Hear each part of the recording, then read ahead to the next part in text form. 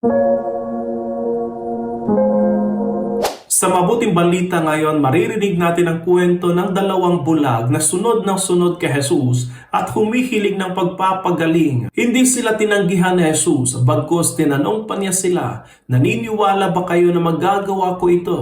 Opo, Panginoon, sagot nila. Dahil sa kanilang pananampalataya, sila ay gumaling. Ang pananampalataya ng mga bulag ay naging dahilan upang maganap ang kanilang pagpapagaling. Hindi lamang nila nais mapagaling, kundi sumampalataya sila sa kapangyarihan ni Jesus. Ang pananampalataya ay ang unang hakbang upang matanggap ang biyaya at ang pagpapagaling mula sa Diyos. Minsan sa ating buhay, nagiging hadlang ang kawalan ng pananampalataya upang maranasan natin ang biyaya ng Diyos. Ang mga bulag ay hindi tinanong sa estado ng kanilang buhay. Ang mahalaga ay ang kanilang tiwala at pananampalataya sa Diyos. Ganito din tayo, ang Diyos ay hindi tumitingin sa estado ng ating buhay, kundi sa ating pusong tapat at pusong naniniwala sa Kanya. Kung nais natin maranasan at matanggap ang biyaya mula sa Diyos, sumampalataya tayo lagi sa Kanya. Ngayong Adbyento, naway tulad ng mga bulag, maranasan natin ang biyaya ng kagalingan